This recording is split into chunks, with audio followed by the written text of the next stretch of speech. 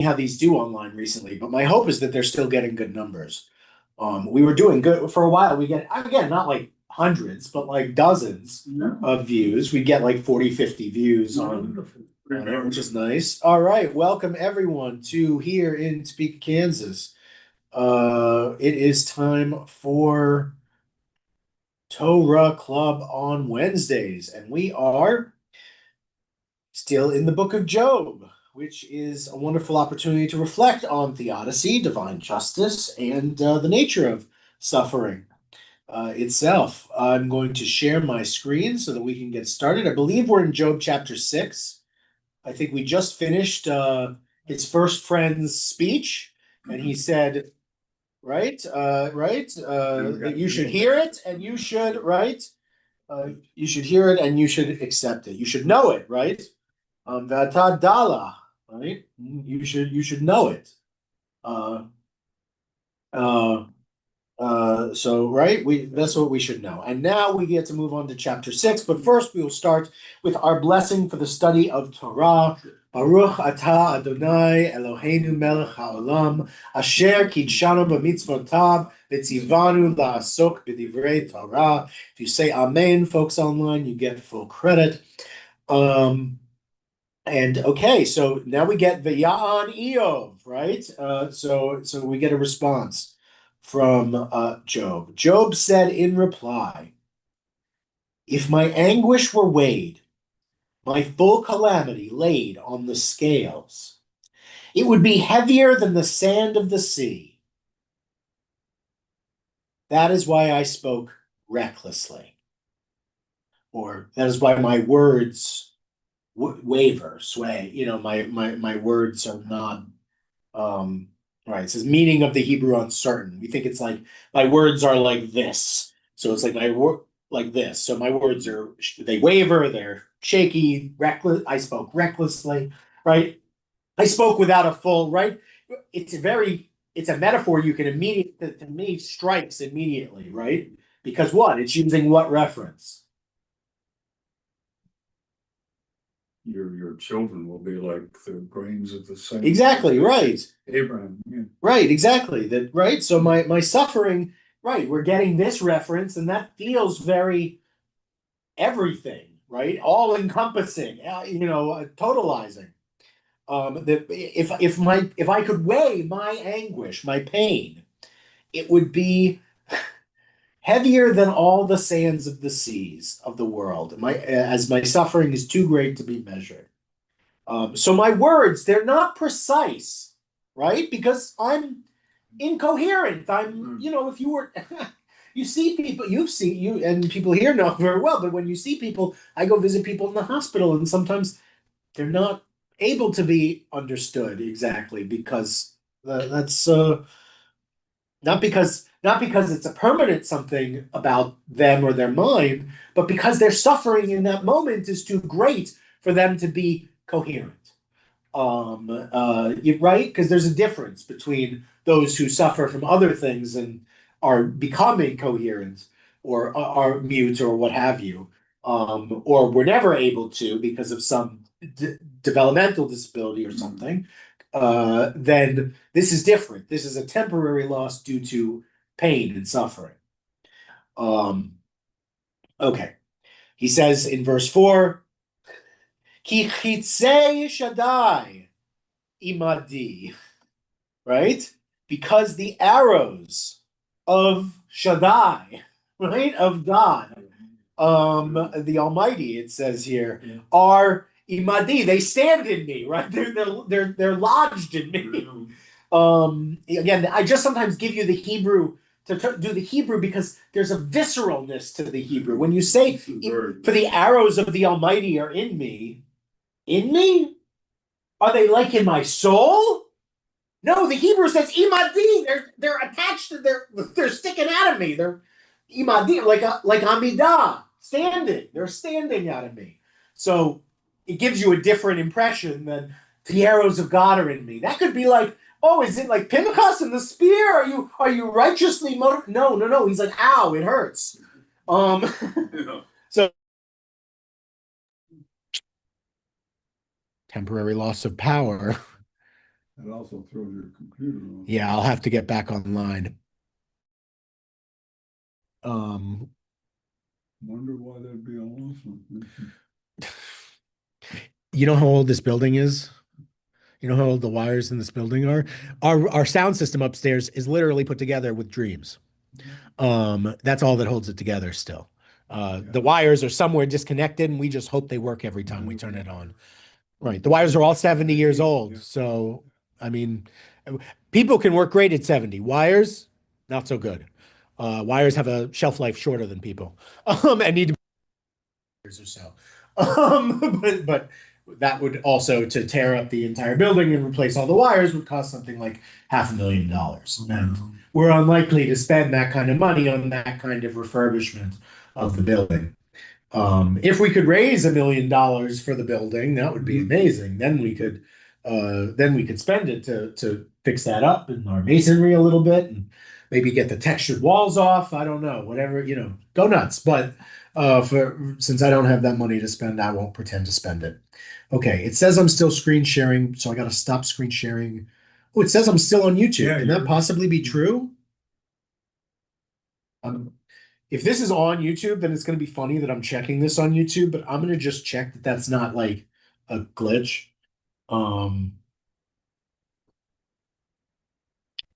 Temple Beth Shalom Topeka, are you live now? Are we live now? We are live now. That is insane. Good job.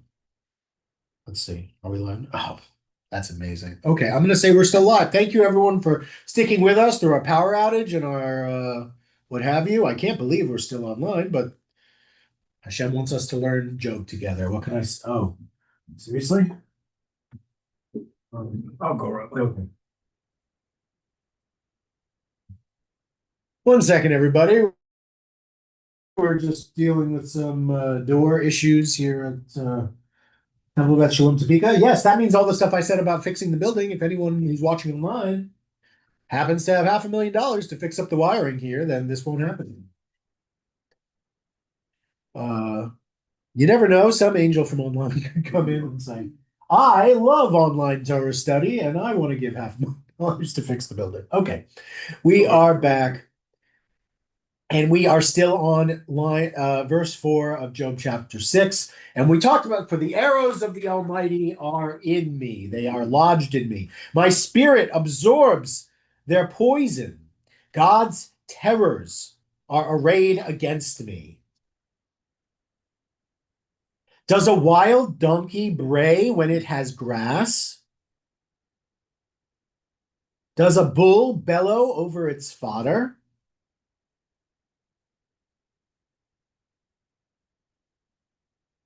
What does that mean?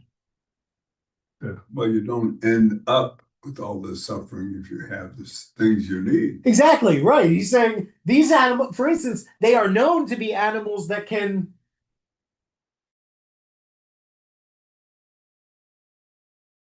kick, not usually if they have what they need. If you give them what they need, they have their space, they have food, they have water. Generally, they just sit there and eat, and like they're not going to go out of their way to give you trouble. So that's what he's saying too, right? Yeah, he's saying my complaining is due to the deprivation. Right. If I weren't suffering so deeply, I wouldn't complain. But I am suffering greatly, and therefore I feel I have cause. Right? He says in verse 6,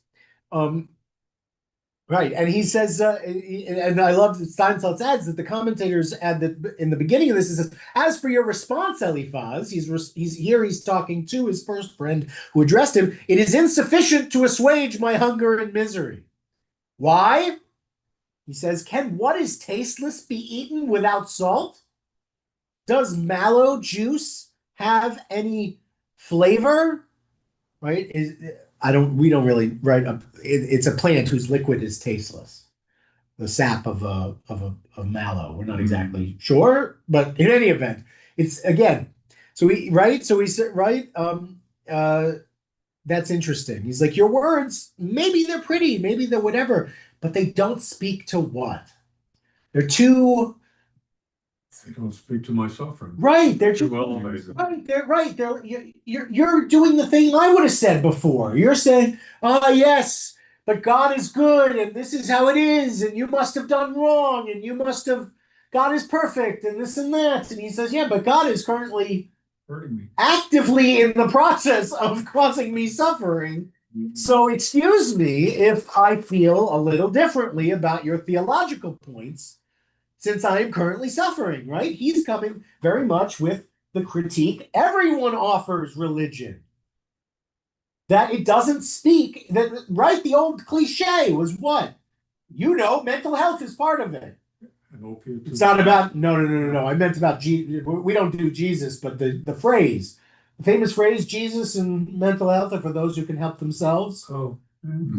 That both of these things can only be engaged with. It's a cliche that both of these things, both religion, they mean by Jesus, which obviously doesn't apply to us, but the saying means religion, and they're suggesting mental health care can only be accessed by those who are within the realm of a certain boundaries. Only by those who can still, right? If you get too far into the extremes of too much suffering or too much, maybe even too much, maybe you have too much, but you get too far to the extremes and these things no longer can assuage you in the same way. That's true. We want to mental say health, right, and that's what I'm saying. That's what the cliche is that religion and mental health care only are useful to people who are within the working realm of them. And so he's saying he is outside of that realm now, is what he's saying. At least for the religion part. I don't know if a psychiatrist came to visit him, maybe he would take some pills. I don't know. But sorry. But as far as the speech about religion goes from his friend Eliphaz, he says, that's not going to do it for me. I'm in too difficult a place to just for those words to do the job. Does that make sense? Mm-hmm. Okay. So, right, he continues. He says in verse 7, right? He says, your comments are comparable to those tasteless foods. I refuse to touch them. They are like food when I am sick. Right? And that's not good, right? It's like, it says here, they are like the food of suffering for me. I don't know why this translation sucks. The Steinsaltz is much better. What does Steinfeld say?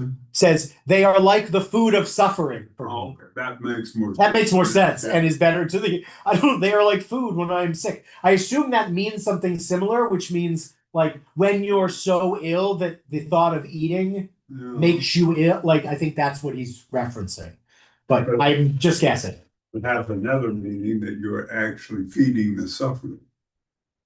Well, we know it must be negative, so it can't be that. He can't be feeding the suffering something they want because the speech that this guy gave is not what Job wants. Mm-hmm. So the food, whatever they're giving the suffering, has to be something they don't want.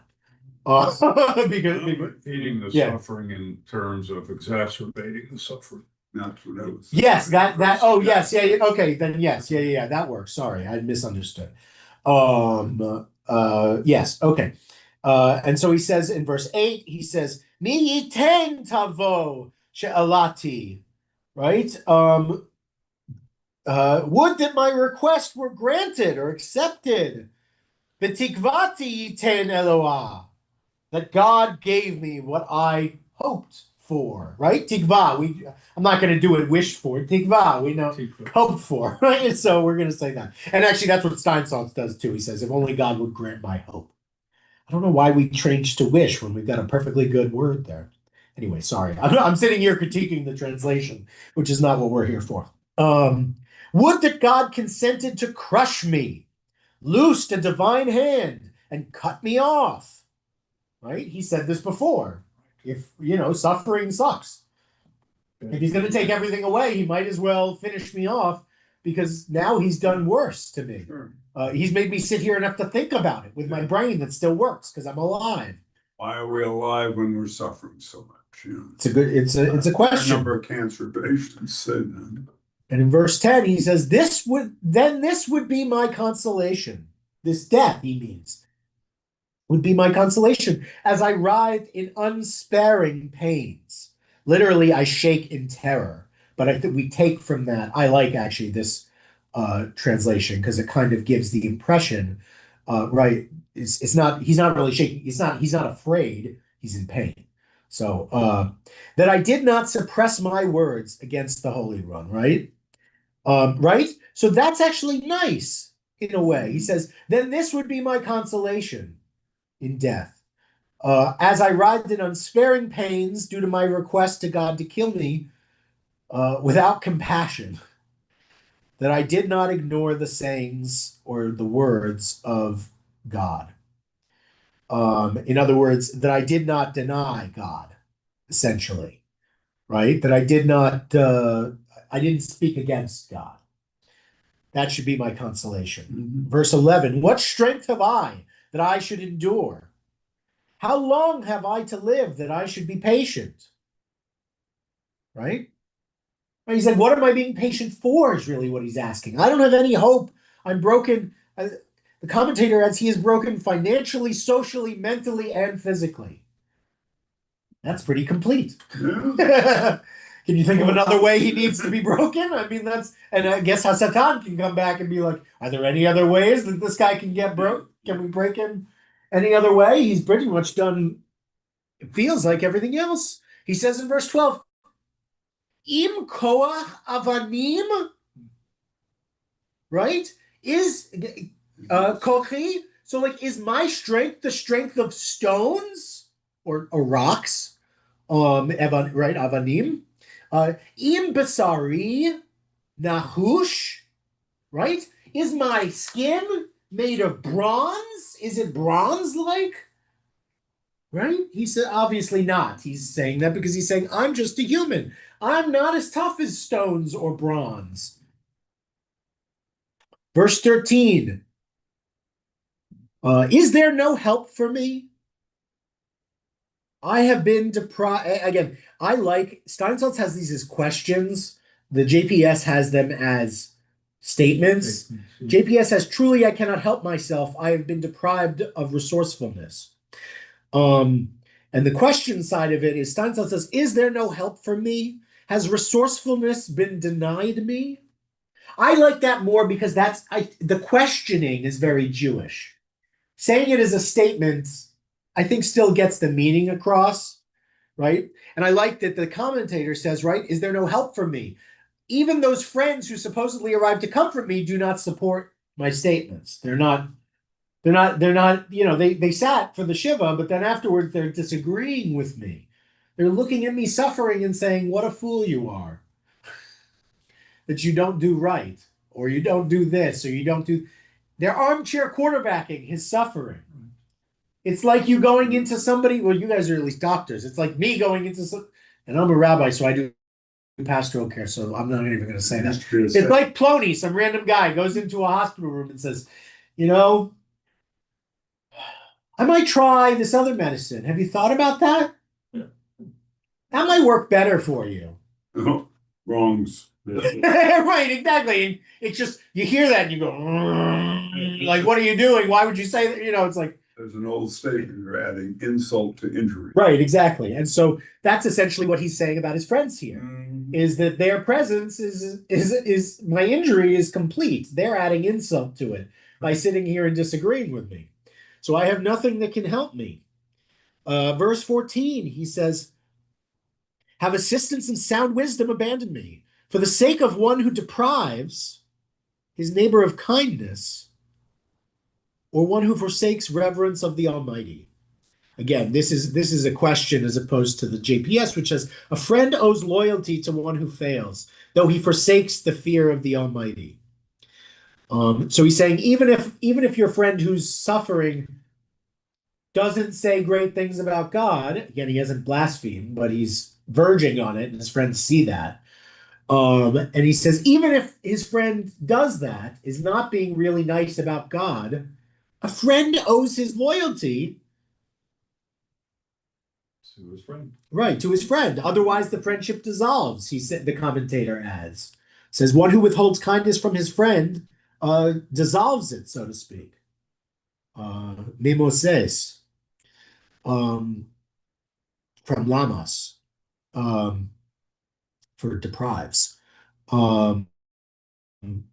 Right? So he has no one to counsel him even, because his friends are barely even, maybe they're not even his friends. Right? And I mean, to be fair, he probably had a lot of fake friends because he was a rich, influential guy, right? I mean, not every friend might have been Really low. Anyway, I'm just saying. So he's going through this now too.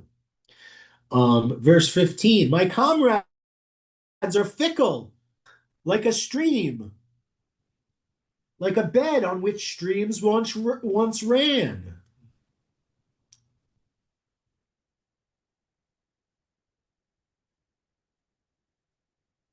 Right? They are dark with ice, snow obscures them, but when they thaw, they vanish. In the heat, they disappear, right? Because there are these small streams. We've got one right out here in front of the synagogue. Sometimes in this area, the river is also like this. And right, when it's too cold, there's no stream because it's so little that it's frozen up, whatever's would come through there. And when it's too hot, it dries up. There's no water also. So he's saying the friends are like that. So often you can't rely on them. Um, their course twists and turns. They run into the desert and perish. Caravans from Tema look to them. Processions from Sheba count on them. Um, they are disappointed in their hopes. When they reach the place, they stand aghast. Sorry. So you are as nothing. At the sight of misfortune, you take fright. Right? What does he say? So when it says, I want to go back to 20. What do we think? They are disappointed in their hopes. When they reach the place, they stand aghast. Caravan all the way across the desert is at least when I come to this, I will be replenished. Exactly. Yes. At least this will be a moment where we can rest, we can recover, we can take strength, koah, from this presence. Again, he means about friends, certainly. Go back to square one and sit with me. Right, exactly. Right. And so, and he also means by that even more so, how much more so are they disappointed when that stream is not present because of their what they're going through. And so, right, so you are as nothing. At the sight of misfortune, you take fright. Can I ask you, do they use the word hevel? Because that sounds to me like. No, they haven't used that word yet. They haven't. I don't think. You or nothing would be a great time to introduce hevel. That's true.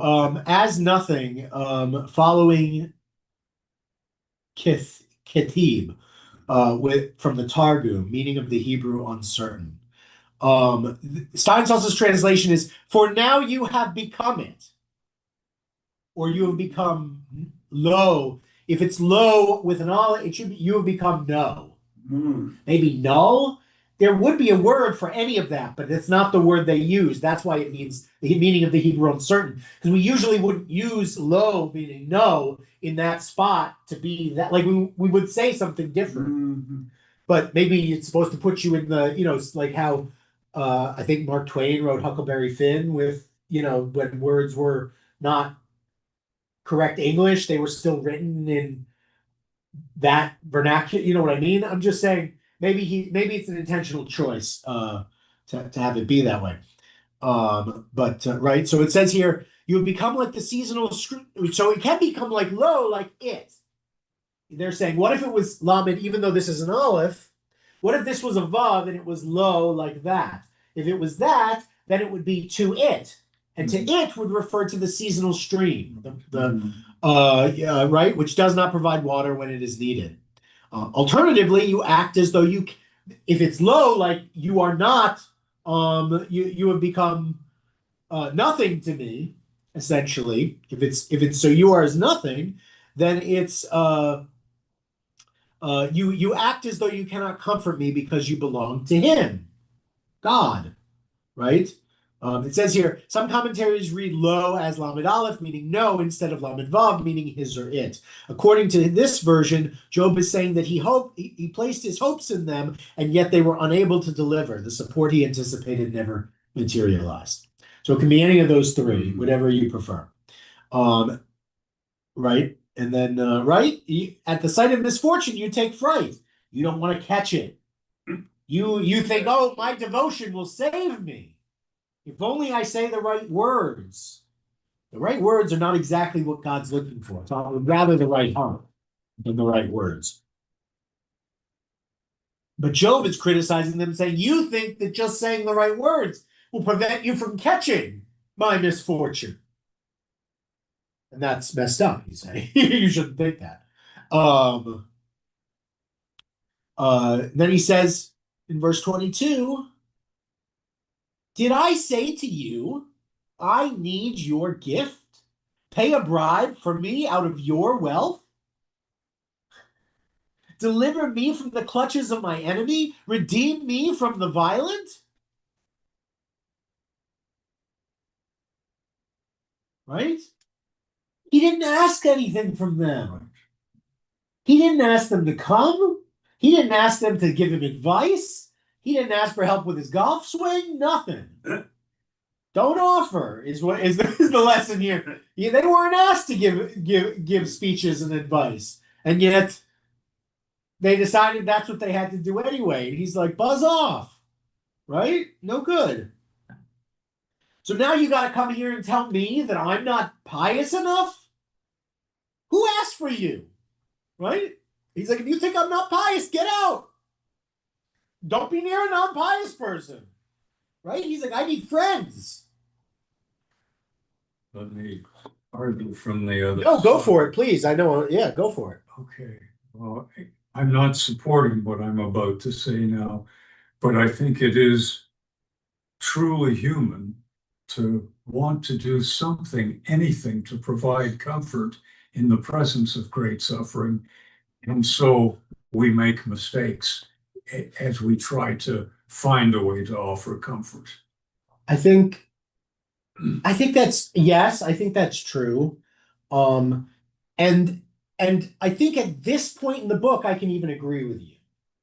I think that this rebuke should tell them what they need to know. Not everyone does it perfectly. It's hard to do, especially if it's not something you were trained to do, if it's not something you have experience in. Encountering suffering is difficult. It's painful to see people, especially people you love, suffer. You'd rather there be right? All of these things. So if they erred, they could have erred out of the heart. But if they did err from the heart, this is where I'm going to turn it back around for you. If they did, then it should be confirmed when he ends his speech and they start speaking again. Yeah. Their next word should be, I'm sorry. I am sorry. I messed up. Yes. Let me try and be a more supportive friend to you in this moment. Yeah. That's what they should say. And if they say that, he should accept that. Yeah. And let us sit in silence together. Or you can tell us what you need to whatever. Well, yeah. If they don't know how to do it, they should say that. If they think they can do better pastorally, they should say, why don't you lead us in a conversation about something you'd like to talk about? We're here for you. Something like that. But they aren't for this whole thing. This is why I was turning it around on them. I'm saying, but they're probably not going to do that, right? And then that means they didn't take his rebuke, and they are truly just doing bad. They're It's just a way doing for them to say, we're holy and you aren't. There's a certain implied criticism of Job. I'm healthy, you're sick. We're holy, you're not. Yes. So No. they Yes. stay- Exactly. And they stay on that kind of rank ordering bit and say, well, you're down, baby. Which is Job is picking up. Yes, you're right. They certainly are. Okay. Yeah. I think we covered it. Right. Okay. So now he's going to. We're going to get his. We're going to get towards the end of his speech. Here he's going to say, right? Horuni, ve'ani acharish, uma shagiti, havinuli, right? Teach me, and I will be silent. Tell me, explain to me what I've done wrong. Right? And this, of course, is just continuing the rebuke. He doesn't really mean that. That's why I said it that way. He's like, right? It's like, again, I keep referencing this. I'm sure maybe you've gone and watched it at this point, but I keep referencing that movie, The Disputation, about Nachmanides' battle against Pablo Cristiani in Castile, in the Disputation of Barcelona.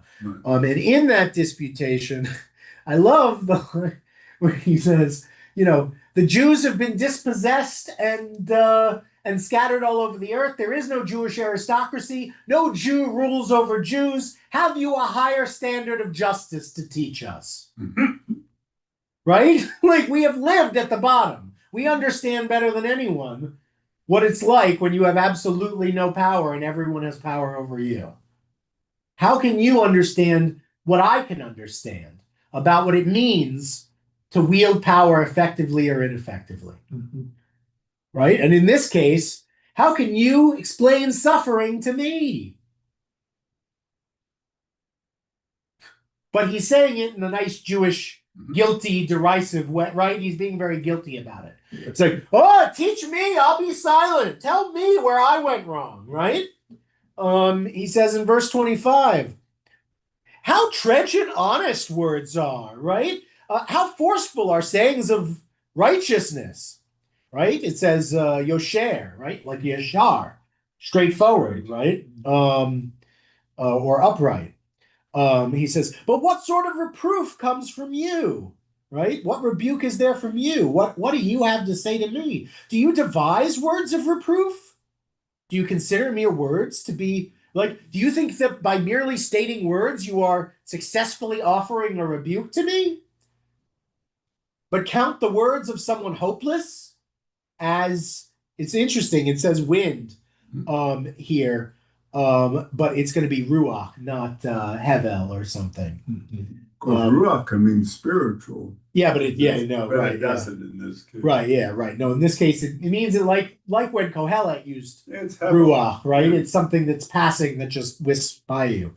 Right. It's a synonym for hevel, kind of. Sorry. Okay. He says to them, you would even cast lots over an orphan,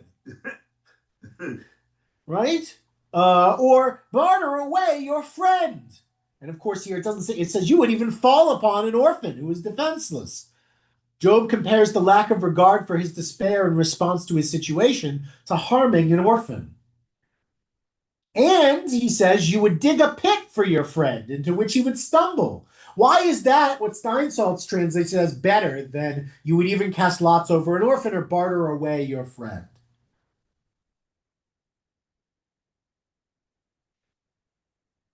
Say Steinsaltz again. You would even fall upon an orphan who is defenseless, and you would dig a pit for your friend into which he would stumble.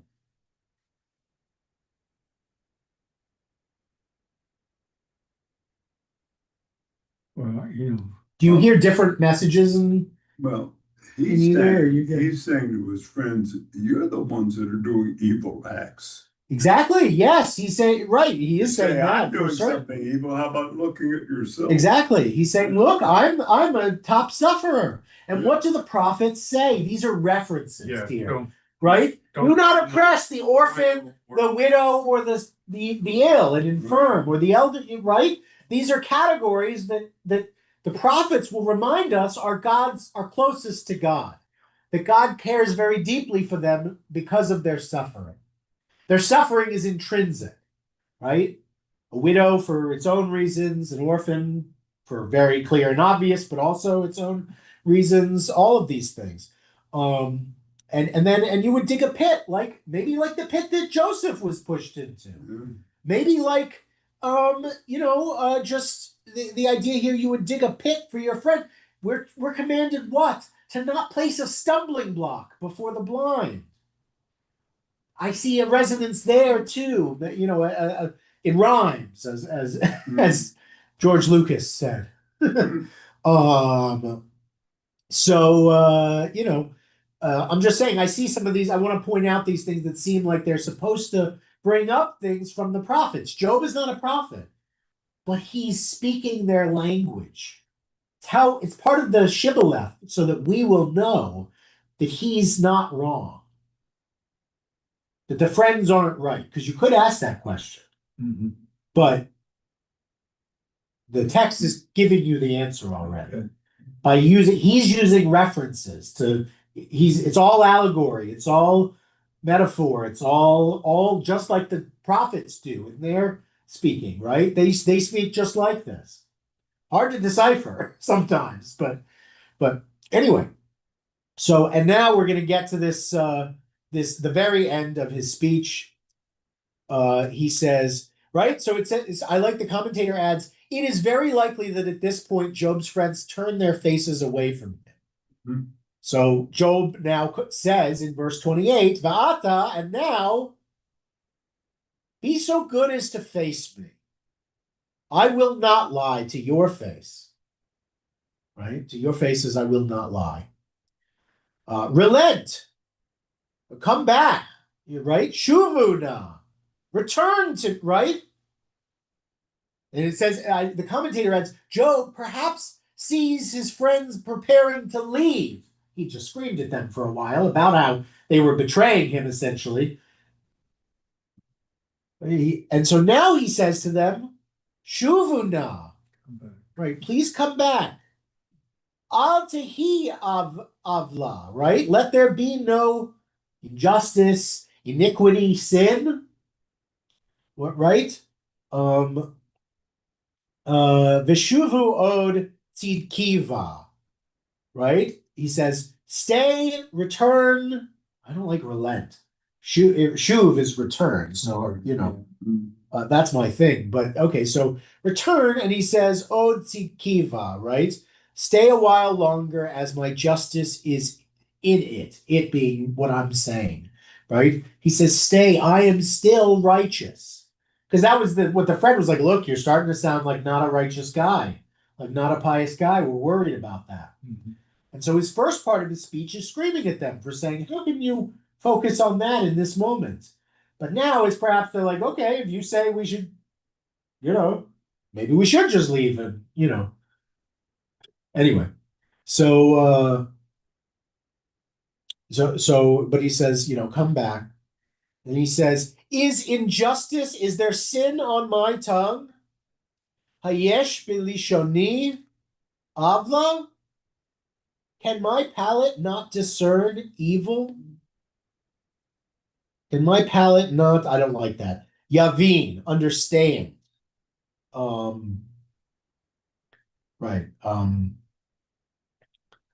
Havot, right. So like, yeah, catastrophes, calamities, disasters.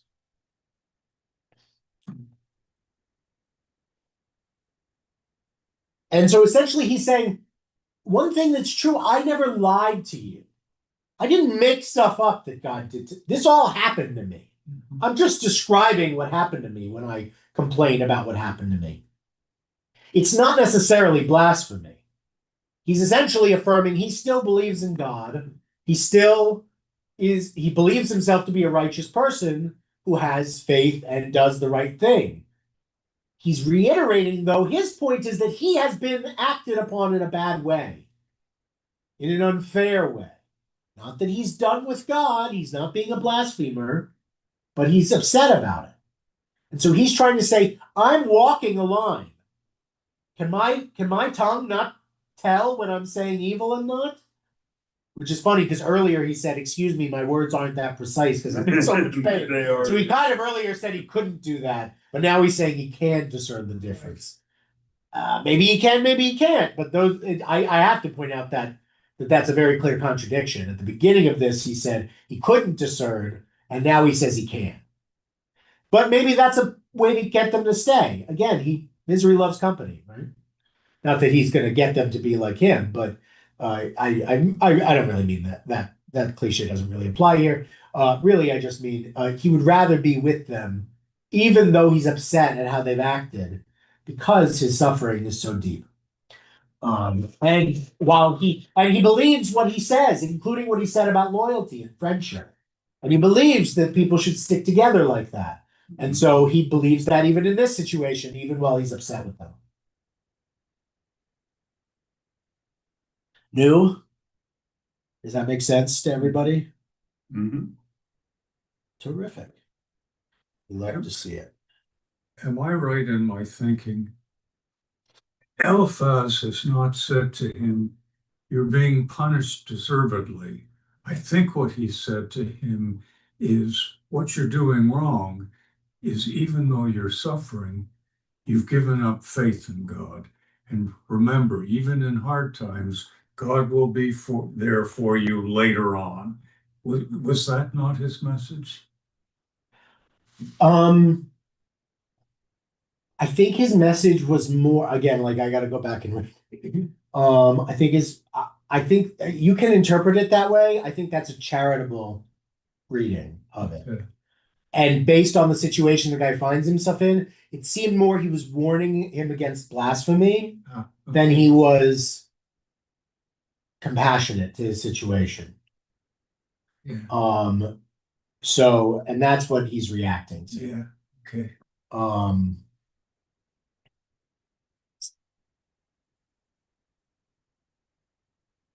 Okay. And now we're going to get some wisdom. Lots of wisdom. Job chapter 7, we're going to get some good wisdom. Okay. Verse 1, truly mortals have a term of service on earth. Their days are like those of a laborer or a hireling. Just as a laborer is hired to work for a fixed period, but no longer, one's days in this world are limited. When one has completed his service, he does not remain a single moment longer in the world. Like a slave who longs for evening shadows or shade. Like a laborer who waits to be paid. So have I been allotted months of futility. Nights of misery have been apportioned to me. When I lie down, I think, when shall I rise? Night drags on, and I am sated with tossings till morning twilight. My flesh is covered with maggots and clods of earth. My skin is broken and festering. It's in the science it says, my skin has cracked and has become repulsive. My days fly faster than a weaver's shuttle and come to their end without hope. Consider that my life is but wind, right? I shall never see happiness again. My eye shall never see good, Lirot Tov. The eye that gazes on me will not see me. Your eye will seek me, but I shall be gone.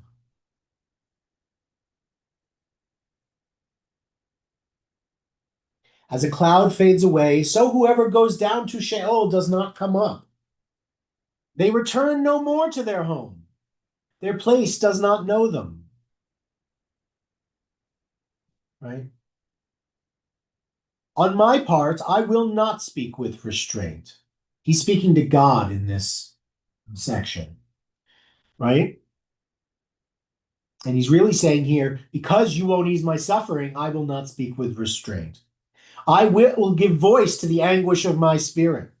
I will complain in the bitterness of my soul. Bemar nafshi, right? In the bitterness of my soul. Mhm. And again, it says like asicha, and asicha is a conversation. So I will complain, but better converse. Yeah, and that's what Steinsaltz says. I will converse in the bitterness of my soul. Just seems, anyway. And here he's going to be he's going to say, Hayamani, am I the sea? Am I a sea? Im tanin, right? That I am some kind of dragon? or sea monster? Kitasin alai mishmar, right? That you have set a watch over me. This is very perceptive in a way, because God is kind of, the heavenly court is watching this experiment play out, Yeah. and he's sitting there saying, am I some kind of ancient creature that you have retained under you, right? There's a belief that these like giant sea month, the Leviathan, all these things, if the people who believe in those kind of tend to believe they're like divine, like the God can use them to do things essentially, and he's saying kind of like that you've retained, you're directly controlling it over me, and you put a watch over me, and all that, right? And he's like, I'm not a monster that seeks to rule over the world, that must be stopped in its tracks. I'm just a guy. He said, for I said to myself that I hope that my bed will console me, that my bedding will bear my discourse, that my couch will share my sorrow, that I will find respite from my troubles and bitterness while sleeping, but I am unable to rest in tranquility.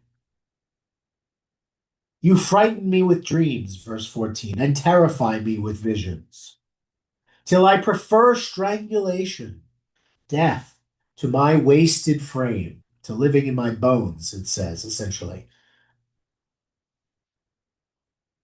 I am sick of it. I shall not live forever. Let me be, for my days are a breath. Right? And that's an interesting, that's an interesting, we're about to get another funeral line, but that's an interesting thing he's saying here, right? He's saying, look, to you, time is forever, but to me, I only get so much. I suffered. Why not let me at least finish my life with the chance of meaning and hope? Bless me with that at least. He's not asking for everything back.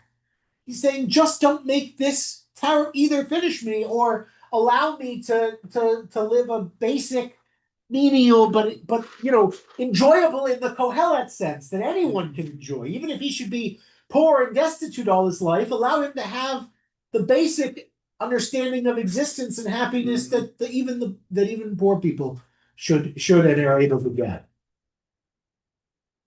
What I think I like very much in this is he's not the message is he's not blaspheming. Right. But God is open to him talking very honestly and directly with him. He doesn't just have to say nice words to God.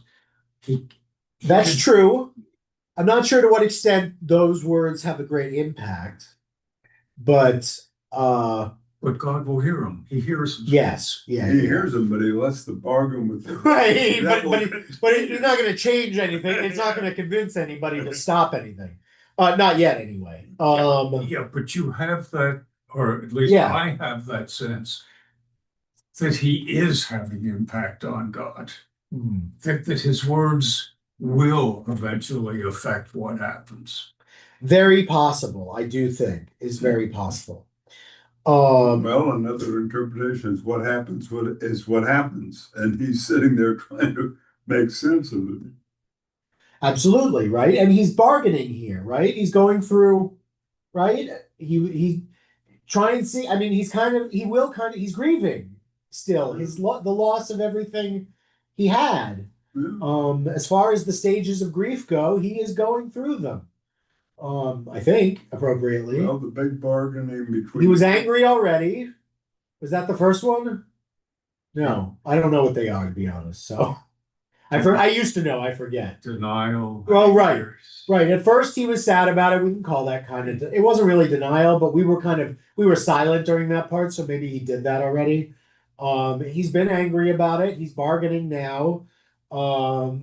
There's one other one we missed, I think, and then I think because bargaining comes right before comes before. Depression and then acceptance. Oh, okay. So and he'll get sadder then, and then he'll finally, we'll move towards, again, he's got to keep the unfairness of it, but he is going through some things that we recognize as grief processes.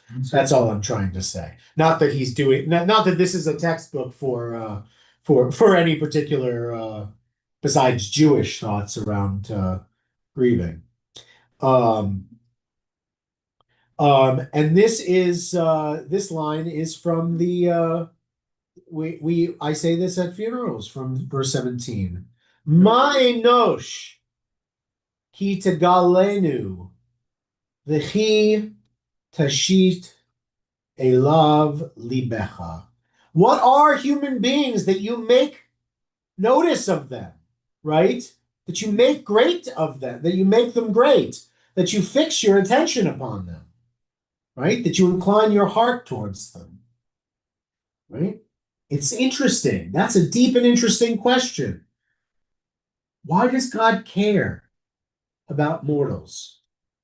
To this extent, certainly. He's like, okay, care about us, but like that you do all this, that you, what is it that you're, whether you're trying to do it because you love me or you just want to hold a magnifying glass over me and see me burn, whatever it is, what are we that you give a damn, right?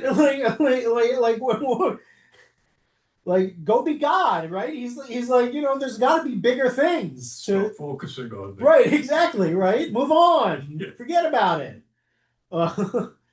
Verse 18, you inspect them every morning, examine them every minute, or test them every minute. Right? Will you not look away from me for a while? Yeah. Let me be till I swallow my spittle.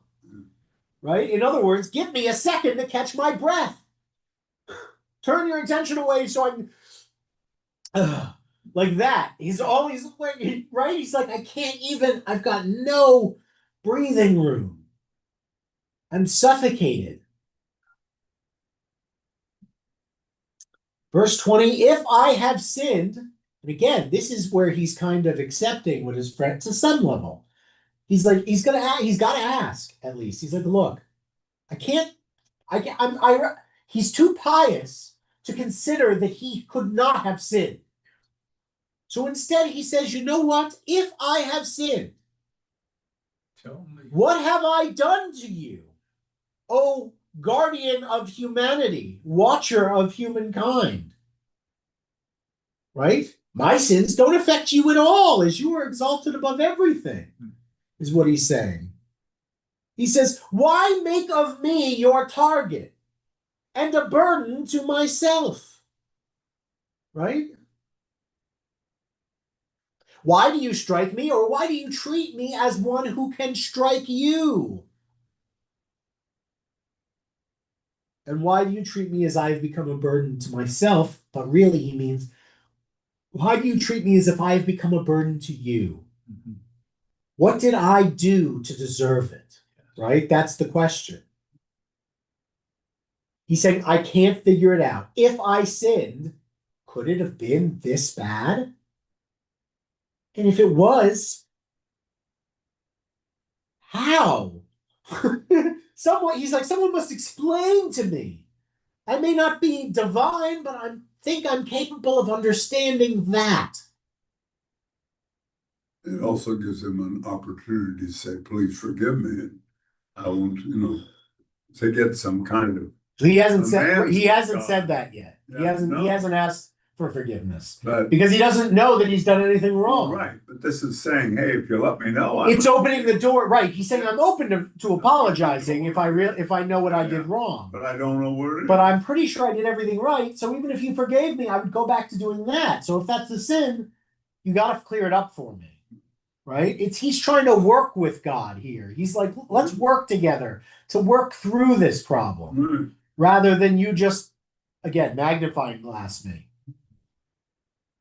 We say God never does anything wrong, but God's got to be feeling somewhat guilty here. Why? Looking at Satan and saying, okay, enough. Do anything you want. I once again must remind you, I don't think God has God has no problem with this going on. So adjust your adjust your morality compass to the right frequency for God here. God doesn't have any problem with this. God's going to look at that and go, okay, but we're still doing this. Yeah. I hear you. Sorry, bud. Yeah. I have. You gotta look down the glasses too. Sorry, bud, I can't do anything about it right now. We're gonna see how this plays out. In all respect, Rabbi, I have so much trouble But, with that. but That's fine, yeah. Job is saying, hey, can you look at it from my side? Yes, that's a very interesting. Yeah. Again, the wisdom comes out of Job's words here. But God, the test isn't about Job. The test is for us. And because it's a greater good problem, and we don't always like greater good arguments from the saying, oh well, it appealed to the greater good, because that's a slippery slope. There's a slippery slope that's associated with greater good argument, right? With saying, we must do X or Y for the greater good. That's what this is, though. This is he's suffering for. We're not going to say it that way. He's not suffering for all of us like that, but he's suffering for us to learn from. And for us to understand the nature of it. He's accessing a type of human wisdom that almost no one ever gets to, and for it, gets to be one of the most famous human beings that ever lived. I'm sorry. So God, and by the way, with how it ends, I think Job's going to be cool with it. So please, I understand where you're coming from, but we haven't finished, and also, it's just like. Also, in this time, lots of people lived this way and lived terrible, short, right? There was a book about, what was it? Terrible, painful, short, unbearable, and short, or something. It was like about what life used to be like before modern everything. It's just a different world, man. His problem is that his greatest tragedy is the fall, not the suffering. The suffering, we understand the suffering from it, but his fall is the dramatic aspect, more so, I would say. I'm just speaking out of the top of my head here. Actually, we had a president who had a huge fall, and Nixon, and that hurt more than almost anything for him. From what I could tell, obviously. Yes, right, yeah. I didn't get a chance to interview him. Right, yeah. Thankfully, he did plenty. He did an extensive interview, at least, so we understand his thoughts. Right. So anyway, this is what he said this here. We're going to continue as he's going to say one last thing here before his friend comes in. He's going to say, why do you not pardon my transgression and forgive my sin? For now, in a short while, I will lie down in the dust. When you seek me, I shall be gone. Or as Steinsaltz's translation has it, you will seek me, but I will not be, which I like better. Right? Please, I love the comment here, has to be long because this is crazy. Please free me from this suffering. I want to live in whatever manner I wish. I will die when I die, but there is no need to add any further torment. Although here Job speaks of his sins, he does not consider them the primary source of his suffering.